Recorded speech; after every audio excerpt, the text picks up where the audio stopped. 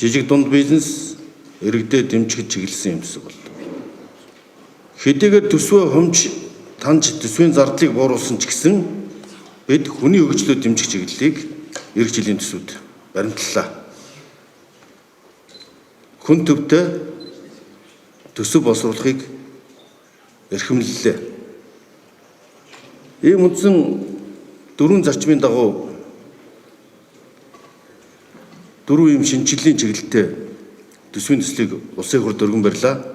Ийм учраас энэ төсвийг бол би иргэдийн төсөв гэж нэрлэж байна.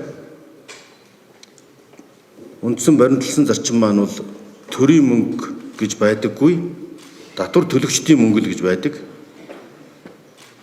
Татвар төлөгчдөө дэмжсэн, татварынхаа ачааллыг бууруулсан, багасгасан, энэ хэмжээгээр төсвийн зардлыг тансан, хомсон, төсвийн хязгааргүй өсөлт тэлэлтийг анх удаа хязгаарласан ийм төсвийн төслийг ойлгосон. За ингээ иргэдийн оролцооны талаар эхлээд авч дурдъя. За иргэдээс санал авахд бол захимаар ийм Монголигаар болон худалдаа ажилтны танхим бүх яамдууд тусдаа төсвийн хилцүүлэг зохион байгуулсан. Төрийн ордонд тэгэхэд би өөрөө хөгжлийн бэрхшээлтэй иргэд төсвийнхаа талаар хэлцэнд оролцсон.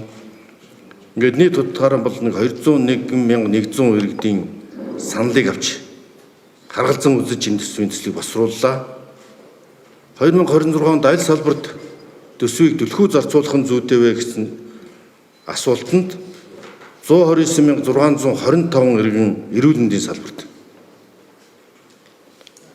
105,295 иргэн боловсролын салбарт, 88,010 иргэн бол эрчим хүчний найдвар тавил хангамжид төсвийн төслийг түлхүү зарцуулаач гэж эхний гуравт эренбэлсэн.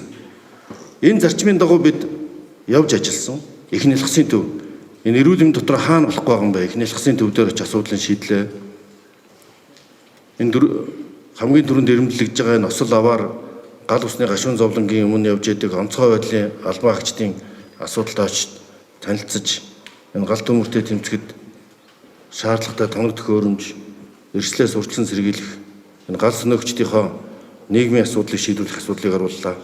Эрүүл мэндийн асуудлыг боловсролын байгууллагуудаар явж ажиллаа. Дутуу хуцуу хичээлийн шинжилгээний бэлтгэл хангах зорилгоор ч гэсэн тэр гишүүдийн тавьсан асуудлуудыг шийдвэрлэх зорилгоор ажилласан.